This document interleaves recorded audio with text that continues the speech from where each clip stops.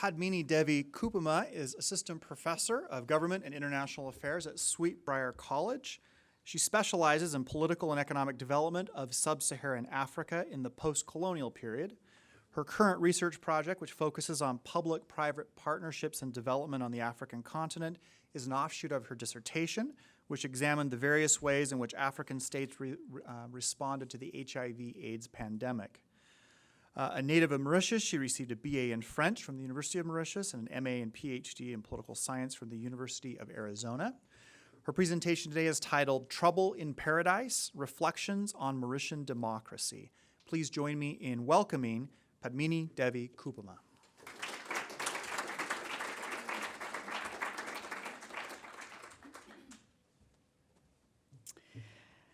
Thank you, Corey. Thank you, everybody, for being here today. It is a great opportunity for me. I'm humbled and honored to be here today and to be able to share some thoughts about Mauritian democracy. And thank you for that opening prayer as well, and for asking that I may be helped as well. I'm sure I will need it. Okay, so this is the title of my talk today, Trouble in Paradise, Reflections on Mauritian Democracy. As Corey mentioned, I'm a native of the island of Mauritius in the Indian Ocean, flanking the southeast coast of Africa there. I grew up there and moved to the United States several years ago for graduate school, and I work here now. And as a student of political science, of course, I'm very interested in democracy and the question of democratic consolidation, democratic survival, especially when you consider that Mauritius, at independence in 1968, had none of what we would consider the prerequisites for the survival of democracy. Now, we'll get to that in a minute. So just a couple of facts, I guess some background on Mauritius. So Mauritius, the island, was found on maps that the Arabs and the Chinese had way in the 12th, the 13th centuries, but none of them settled Mauritius. And there are no indigenous inhabitants in Mauritius. This is very important when we'll discuss the kinds of interethnic relations that exist in Mauritius today. The Europeans, who finally rounded the Cape of Good Hope in the 1400s, discovered Mauritius, and we find first mention of it by the Portuguese, when Vasco da Gama actually rounded the Cape of Good Hope and sailed to the Southeast Asia today. And the Dutch were the first ones in 1598 to actually come and try to set up a settlement on the island. Again, this was the age of discovery, and they were not interested in the island itself, but more as a stopover as they were going to Java and other islands in the eastern Indian Ocean. So they had some settlers there. They actually brought sugarcane from the island of Java and started sugarcane plantation on Mauritius to make rum, actually. And they're also known, we think they are the ones who killed off the dodo bird, which was found in Mauritius. That was the only place where the dodo bird was found. It was a big fat bird with no known predators, so it couldn't escape from the Dutch, the only predators they ever knew.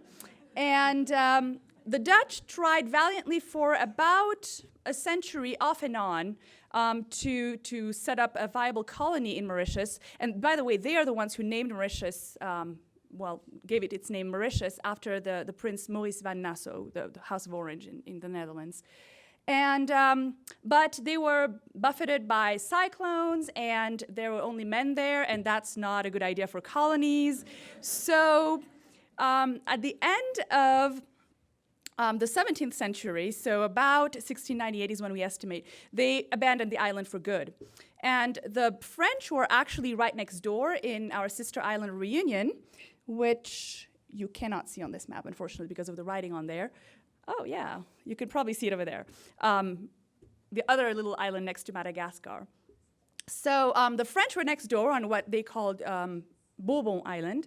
And so they came and planted the French flag, and they were the ones who really developed the island of Mauritius. They brought French settlers with women this time.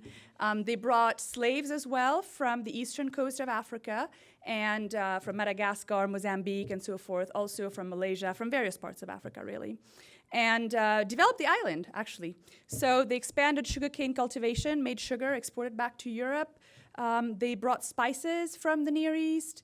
They They also exported timber and whatnot. So they developed the economy of the island and made it a self-supporting colony. They were only kicked out in 1810 by the British during the Napoleonic Wars.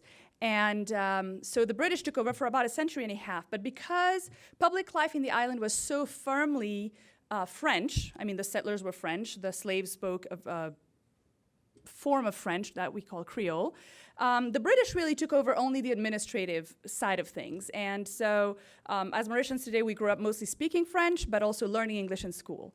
So that's sort of a brief history of Mauritius. And the British, when they abolished slavery in 1834, brought indentured laborers from the Indian subcontinent to take the place of the freed slaves. So we have today a significant Hindu/Muslim, so population of Indian origin in Mauritius. In 1968, Mauritius, along with a bunch of African countries in the 1960s, obtained its independence from Great Britain. And we kept the Westminster-style parliamentary system that was leagued to us by the British. And we remained a constitutional monarchy, I guess you could say, with the Queen as the head of state until 1992, when a republic was proclaimed and the then Governor General became the new president of the republic.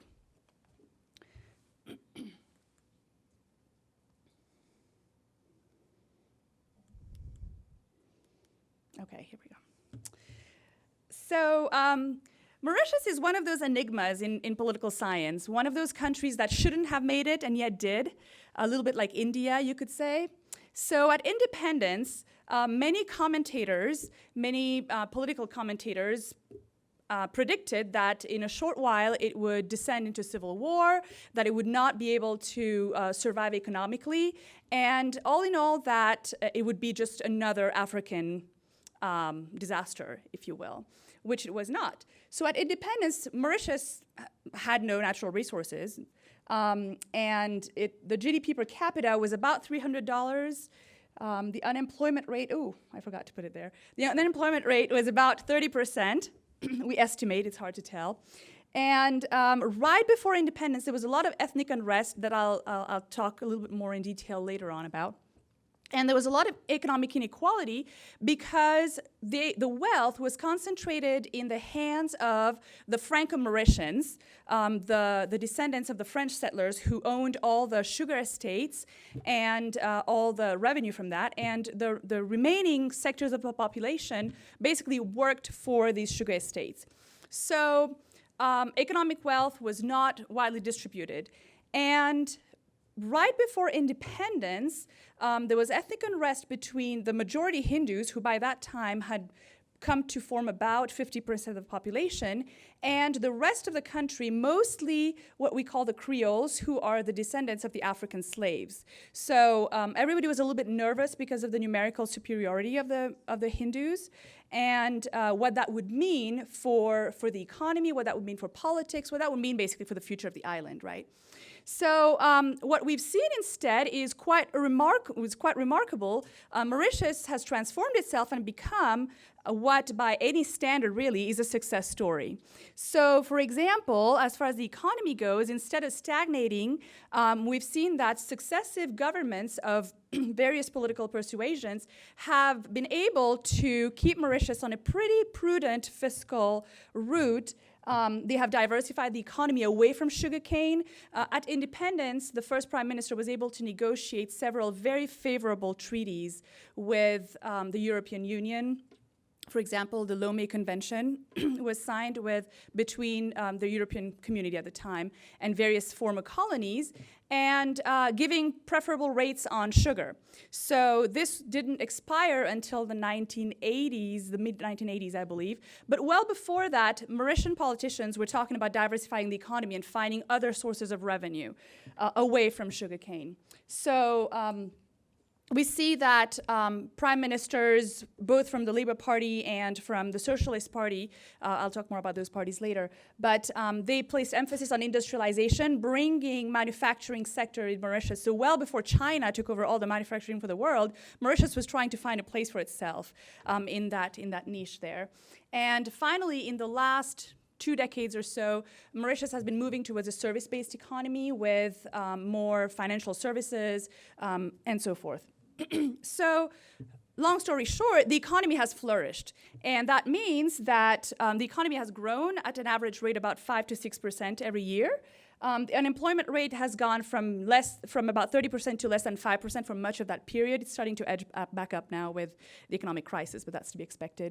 And the GDP per capita, that's the real story, going from $300 has jumped to about $15,000 purchasing power parity today. So that's quite remarkable when you think about it. A tiny island with no resources of its own, reliant exclusively on exports, reliant exclusively on its relationships with the rest of the world, that it has been able to do that.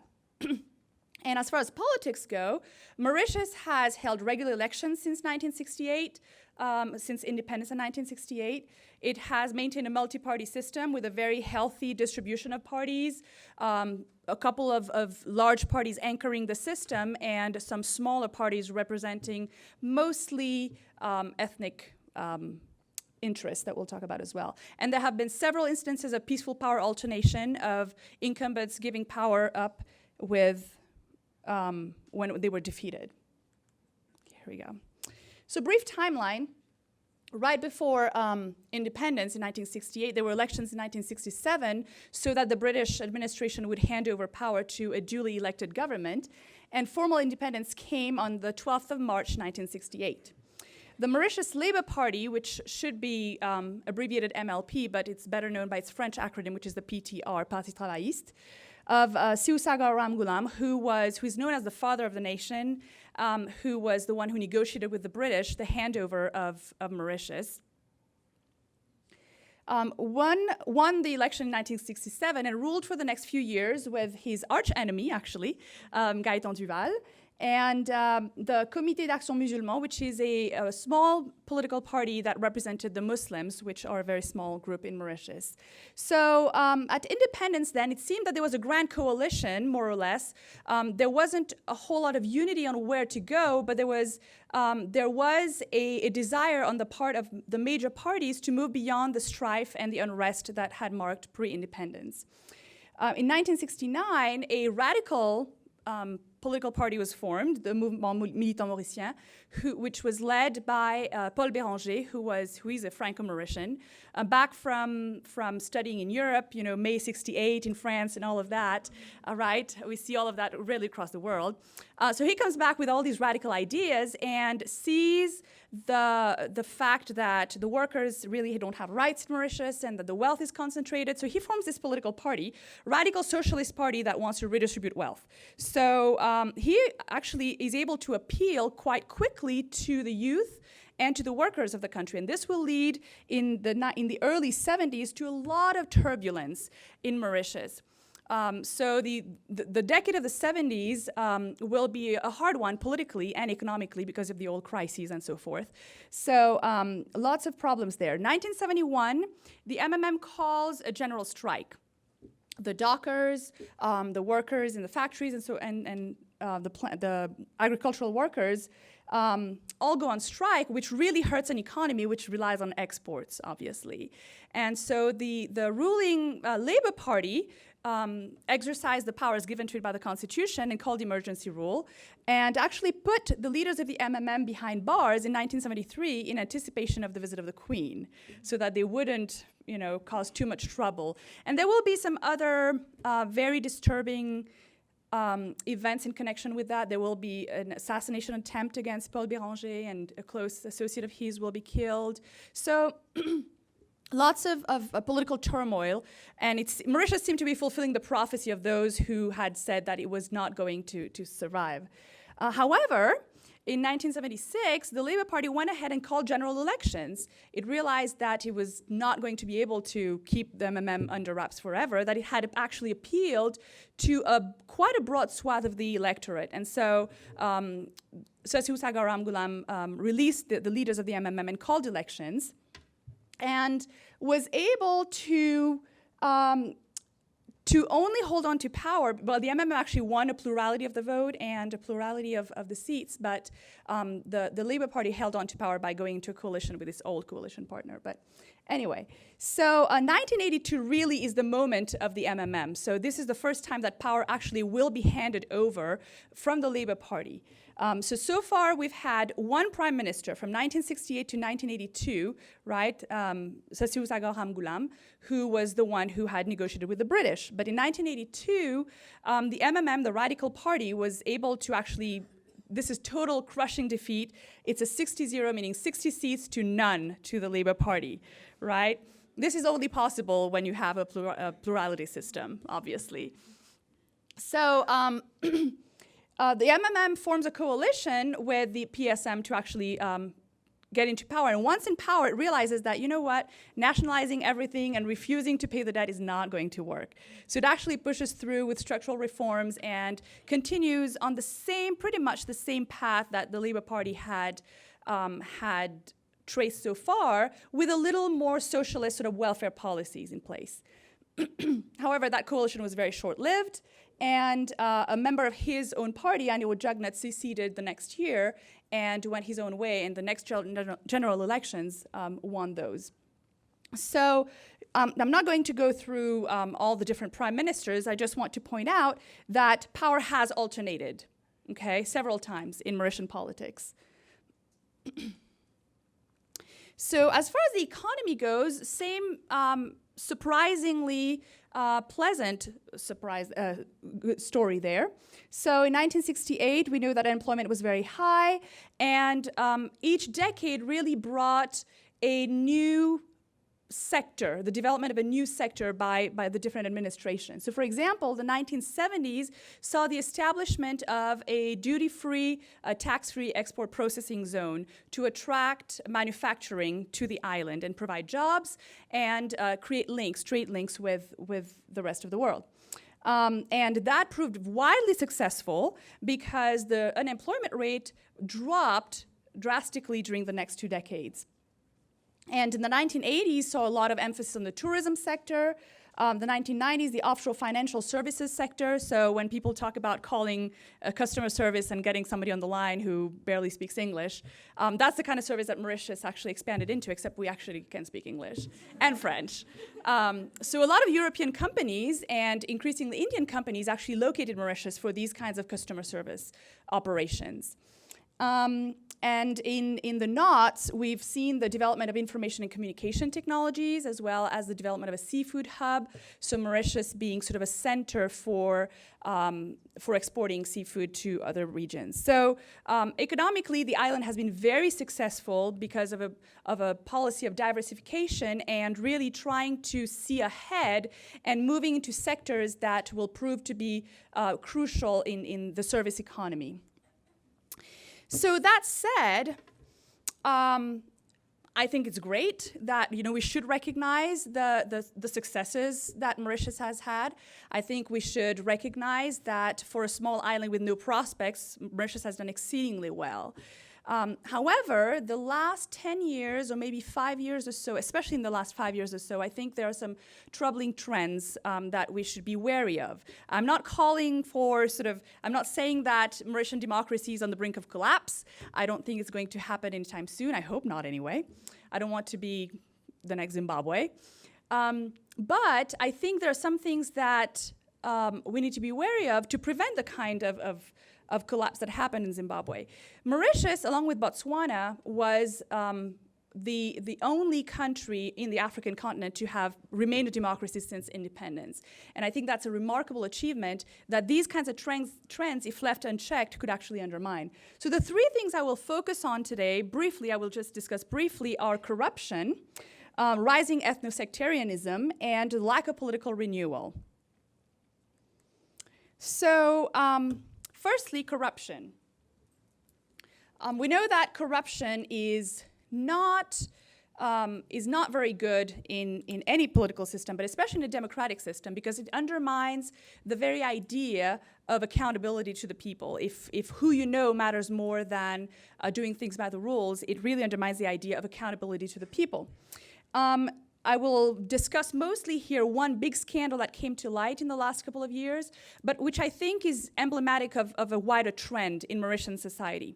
So that scandal has been dubbed the scandal of the century, and it's that of the MedPoint Clinic. So what is the MedPoint Clinic? It was a private clinic that was founded in the 1990s by the son-in-law of president, he became a president. At the time, he was prime minister, Anirudh Jagnat, who was one of the leaders of one of the mainstream parties. So it was a private clinic, so there was really nothing there except that they got the land at preferential pricing, and that the state actually built the road that led to the clinic. But in 2010, okay, well, let me back up a little bit. So this clinic was in operation for about 10, 15 years, and then it closed, actually. And 2 years ago, the government of Mauritius launched a tender asking for bids on a clinic, on a geriatric clinic that they wanted to open. So 3 offers came in, one of which was from MedPoint. And very quickly, so this tender was launched probably in April or so, and very quickly in June, so just a couple of months later, the cabinet approved the acquisition of MedPoint Clinic, apparently for about 145 million rupees, which is the currency of Mauritius. And the contract was awarded in December, and it was signed, and the check was given to this family just a couple of weeks later. So what is so fishy about this deal? Well, there are a couple of things. One is that it turns out that the original valuation after the cabinet had approved the acquisition of this clinic, the government evaluator went over there to see how much it cost, how much it was valued at, I guess you could say, and came back with a figure of about 75 million.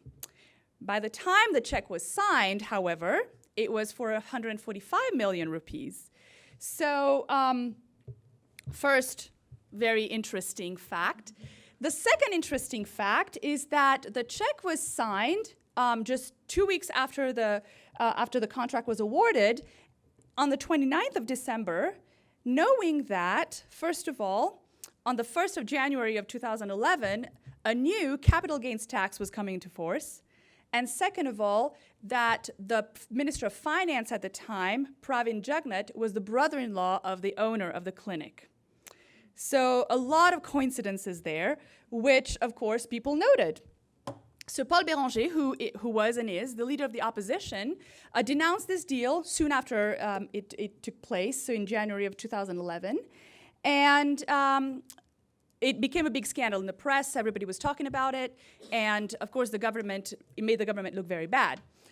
In July of that year, the Independent Commission Against Corruption, or ICAC as we call it, called in the health minister, who was a member of the MSM, a coalition partner of the Labour Party in government, for questioning, is what it said. So a lot of very murky kinds of dealings went on, but basically later that month, the whole contingent of MSM ministers resigned from the government, citing persecution, basically. That the whole cabinet had approved this deal and there was nothing going on, and yet the MSM was being singled out as being corrupt and as pushing for this deal. So the prime minister, Nabin Ramgoolam, was out of the country at the time, as he is for most of the time, frankly. And he finally returned from London and met with the president, who had asked to meet with him. Note the same name. The president was the father of the Minister of Finance, who had just resigned. And he issued a statement that supported the independent commission's questioning, at least, because there were no conclusions yet. And so this meant that the coalition broke apart, and the Labour Party was able to remain in place, in power, only because a couple of MPs crossed the floor and joined their party. So the interesting thing about this is that it actually points to some trends that we know about, some broader trends in Mauritian politics. So for example, Mauritius has been falling steadily in the ranking of Transparency International's Corruption Perception Index. In 2011, it was ranked 46, and that was down 7 spots just from the previous year. and which was down a few spots from the previous year as well. So if you don't know, the Corruption Perceptions Index is survey-based, so people who do business in the country who have dealings with various offices and whatnot are asked what their perception of the level of corruption is. And then it is ranked, each country is ranked internationally. So Mauritius has been steadily falling in the eyes of businessmen and other people who do business in Mauritius. And the score that it obtains is only a 5.1 out of 10, which is on par with countries like Lithuania and, you know, not the company we want to be keeping, in other words.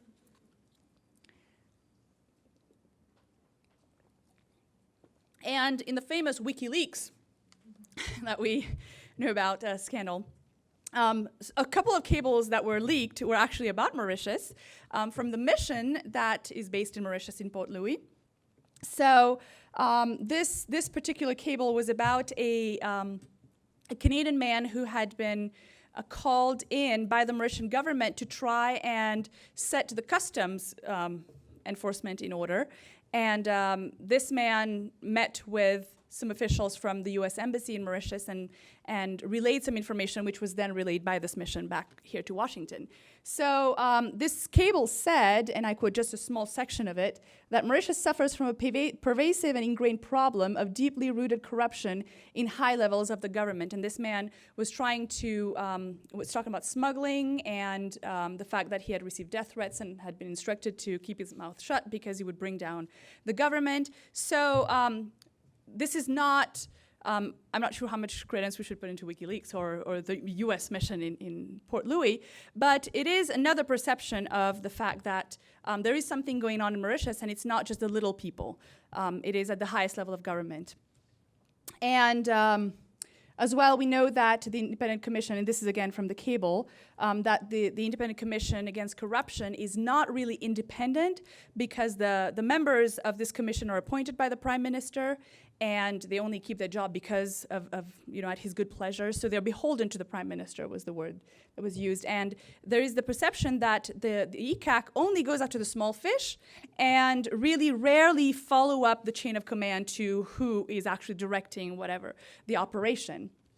And more recently, in 2012, the Afrobarometer, which is a survey that is carried out across the African continent on various topics, asked Mauritians how they felt, Mauritian people themselves, how they felt the government was dealing with corruption.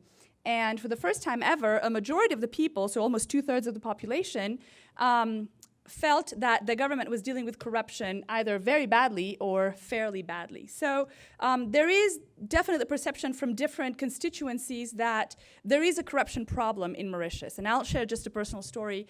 While I was there, just not this past summer, but summer of last year, I had gone to get a new national identity card because I'd lost it. And to do that, I had to go to the police station, get a paper that said that I had lost mine, and then go to an office where I had to apply for a new birth certificate because they have a new long-form one now, and then take that to the National Identification Card office. So here I was, and I did everything, and everybody was very nice, and I'm waiting in line at the National ID Card office, and I'm in between two men who are talking, both of whom had to come back to this office because they didn't have the right documentation. And the right documentation included this long-form birth certificate. Well, when they had gone to the birth certificate office, the office that gives out the new ones, both of them had to pay a bribe to be able to get theirs.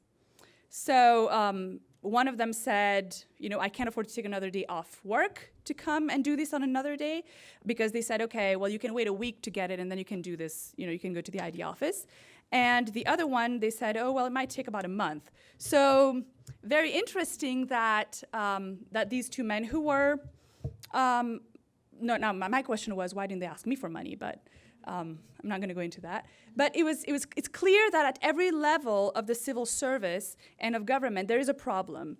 And although there are posters everywhere, although there's a campaign, you really see that corruption is taking place. Now, why do I think that's dangerous for democracy? corruption really undermines, as I said, the institutions of accountability. If the biggest fish are able to stay in power by the deals that they're able to get for themselves, democracy becomes an empty ritual. And the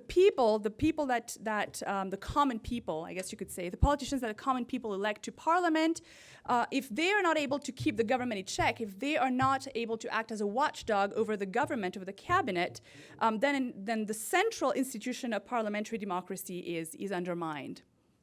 So there is a danger there. Okay, the second dangerous trend that I see in Mauritian politics is the rise of ethnocentrism, which we could call identity politics. So groups engaging in the political process based on their belonging to a particular religious or ethnic or communal group. Mauritius prides itself on being a rainbow nation. It is formed by several ethnic and religious groups. So because of the patterns of immigration, Mauritius is an entirely immigrant nation, as I mentioned before. And we call ourselves a rainbow nation or one people, one nation, even though we come from various places. So we pride ourselves on this heritage. At the last census that actually asked people their religious affiliation, Hindus formed just over half of the population, Creoles of African ancestry about a quarter of the population, Muslims were about 13%, Chinese 4%, and whites of French or British descent were about 2% of the population. So quite diverse, except that, of course, Hindus dominate. So the balance that has emerged over time has been domination by the Hindu majority of the political system by sheer force of numbers, and dominance of the economy by the whites because of their control of the sugar estates at first and then a private business later.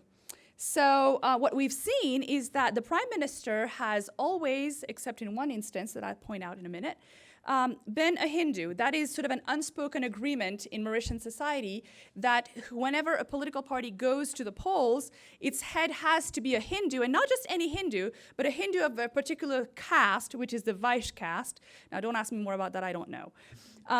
But it has to be a very specific kind of person to be able to lead the ticket, as we say, for that party to have any realistic chance of being in power. And that has been the case since independence, except for 2003-2005, when a coalition was in power between the MSM and the MMM. So you may recognize the name, the Franco-Mauritian Paul Béranger, who founded the Radical Party, was in coalition with a Hindu-led party. And the agreement was that the Hindu would be the prime minister for the first 3 years of the 5-year legislative term, and that he would become prime minister for the 2 years. And they went according to that agreement, and that actually led to quite a bit of resentment and quite a public outcry when he became prime minister in 2003. But there was no violence, so more or less you could say that it was a success. What I find so it's always been this way, and I grew up with this, and everybody knew what the rules were, if you will. What I find troubling is the rise in recent years of what could be called, what I call euphemistically, really, ethno-communal groups, which is, you've always had groups, part of civil society that were focused on religious ceremonies, on religious groups, on organizing religious festivals and so forth. But what we see now is that these groups are starting to become political advocates. So in the late 1990s, this group was formed, which is called Voice of Hindu, which is not just content with celebrating Hindu festivals, but actually to advocate for Hindus' interests in the political system. Now, they don't form a political party. There are several political parties that are whose basic constituency is mostly Hindu, you could say. But they act as a lobbying group, if you will, and they have a voice in some very interesting areas. So, for example, recently, the Mauritian government, actually not so recently, probably for 5 years now, the Mauritian government has proposed opening a coal-powered plant to meet the rising energy demands. And environmental groups have opposed this, and various groups have opposed this. And recently, the leader of the Voice of Hindu made a big splash when he said, we should go ahead with this. Now, who is he to comment on things like energy? Who knows? But he has ties with a lot of people in government, and that is considered a legitimate voice in the political process now, which I think is a very troubling trend when you consider that despite the relatively peaceful history of Mauritius, social history of Mauritius, there have been a couple of times when there has been social unrest. So I've discussed at the time at independence where there was some violence, but also more recently in 1999, which was the year that I left Mauritius, right before I left actually, there was some unrest because a singer of Creole descent who was in police custody died while he was in police custody.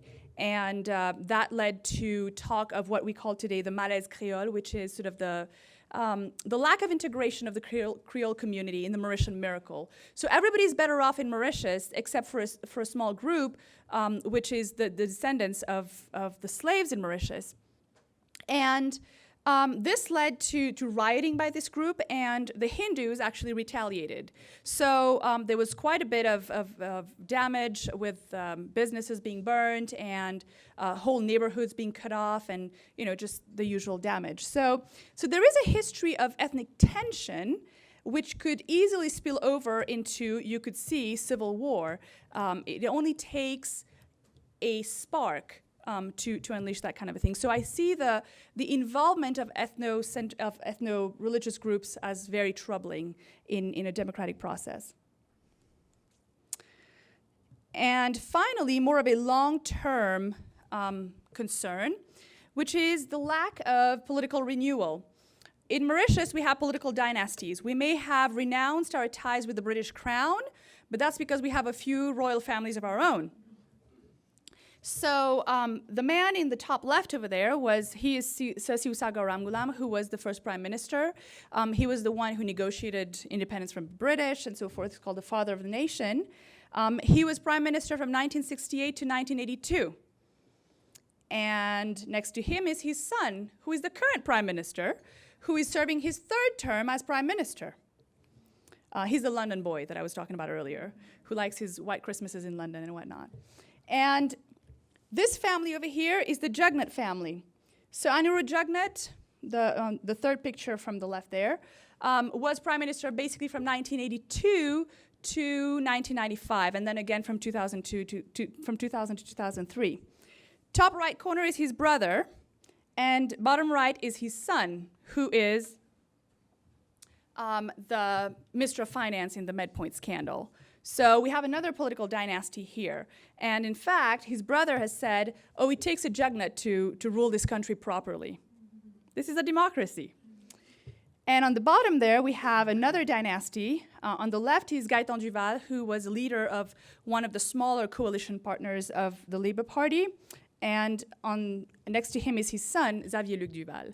So we have this tradition of power within the parties themselves, leadership within the parties themselves, going from father to son, and in one case to a brother, and then at the national level of the prime ministership going from father to son as well, just based on family name. Now, I think this is very troubling because what it means is that there's a lot of discontent in the population with political leadership. There are a lot of youth who feel disenchanted with the political process, who are not able to get involved in the political process, which is dominated by these, we have a term for them, we call them the dinosaurs in Mauritius.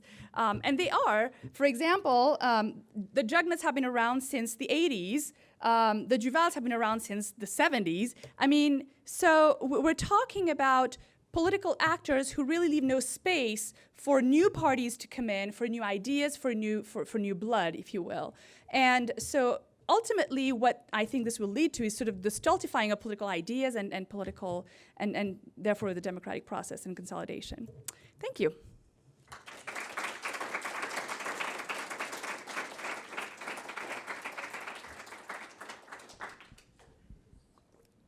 And we'll have question and answer at this time. So if you'd like to ask a question, raise your hand. We'll try and get around to you. And when you stand, please say your name and what you're studying.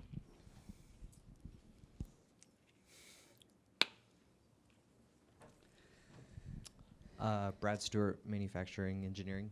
I'm curious, what's education like in Mauritius? Is there a strong collegiate university level education, and is there culturally an expectation that your average youth will grow up and go study at a university and kind of get a higher level of training? Thank you. The system of education is based on the British system. So it's an English-based medium of instruction with primary, secondary, and then tertiary. And it's actually a very well-functioning system if you have the means to do well in it. And there is an expectation that people will go as far as it can. But one of the things that, one of these debates that has been going on for a long time is actually educational reform, because we actually take the end of secondary school exam is the University of Cambridge local examination exam. And a lot of students actually are not able to pass those. So there has been talk of reforming that and making it more accessible to those who right now are being held back. There is the University of Mauritius, which is actually where I got my bachelor's degree myself. There have been many more tertiary institutions opened over the last couple of decades. There's a medical school, there's a teaching school, and so forth. So I think there's the aspiration that every Mauritian graduate will go on to tertiary education, but the means, we don't have the capacity right now to absorb all the graduates.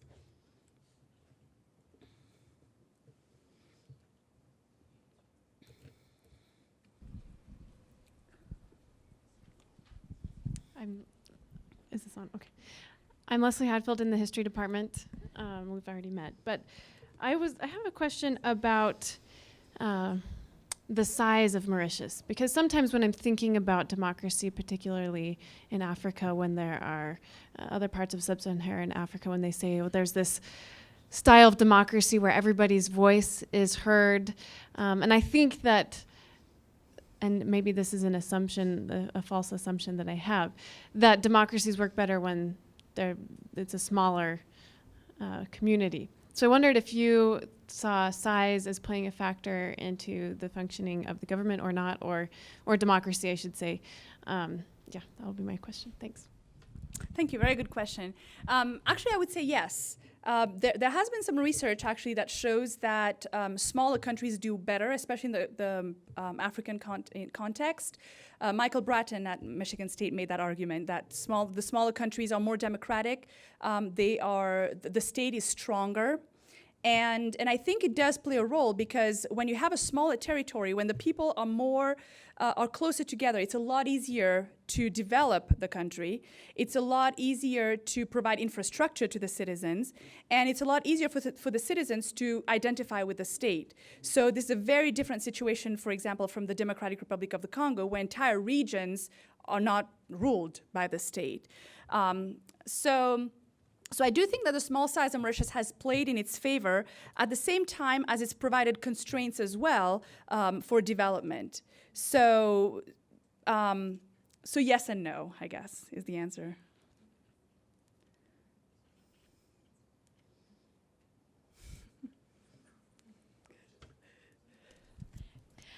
So I have a question. Has there been any talk of electoral reform in Mauritius? Because it sounds like some of the lack of political renewal could be the result of a constrained party system through electoral rules. Yes, for the last 3 decades we've been talking about electoral reform. There have been many reports commissioned and submitted about electoral reform, most recently in 2011. When the government commissioned a French, a British, and a Spanish academic to talk about electoral reform. The consensus right now is that there should be a dose of proportional representation. In an ethnically fragmented society like Mauritius, it's probably not a great idea to go completely proportional, especially given the ethnic tension that exists. So, so far, the reason I think nothing has been done so far is that the system has actually served well the parties that were in power, right? If you win 40% of the vote, but you win 2/3 of the seats, you have no incentive whatsoever to go to a wholly proportional representation system. However, I think there is public momentum for proportional representation, and the opposition and the government have been in talks about introducing what they call a dose of proportional representation. And interestingly, this last report also talked about the representation of women, which is another area where Mauritius could do a little better. I mean, we're at 18%, which is actually on par with the United States, but not where we would like to be. So this latest report talks about the role that proportional representation could play in ensuring perhaps a 30% representation rate. And in fact, the current government passed a local government bill late last year that guarantees 30% of the seats for women at the local level. So that's kind of the experiment to see how that works. And I agree with you that that would lead to more political rejuvenation and representation of other smaller parties. So I'll just follow up. That's an institutional explanation for lack of renewal. What are the cultural impediments? Why don't, for example, the whites, the Asians, the Creoles, and the Muslims get together? They've got, 45% of the population and form some kind of coalitions to try to gain power. Especially, it seems that the whites seem very inactive. You didn't mention how active, but are the whites just totally inactive? They're wealthy, so we'd assume they would have the money to become politically active. Great question. Well, there are a couple of explanations. The whites have been relatively quiet because every single government has actually been very pro-private business. So they haven't really had a reason to be more active in the political sphere as far as pushing for their interests. Now, as far as banding together, the MMM I would argue, is that party that brings all the minorities together, because the Labour Party and the MSM are, broadly speaking, they are the Hindu parties. The leaders speak, actually, Prime Minister Jagannath once said, we have to protect our mountain, which is we have to protect our people, and caught a lot of flack for that. But the minorities have come together. Mauritius is also, however, has a very strong cleavage along class lines. So the problem with all the minorities banding together is that you will have the whites who are very uncomfortable banding together with the Creoles, who are the bottom of society. So that has been an impediment towards the kind of ethnic grouping that you might expect otherwise. One last question.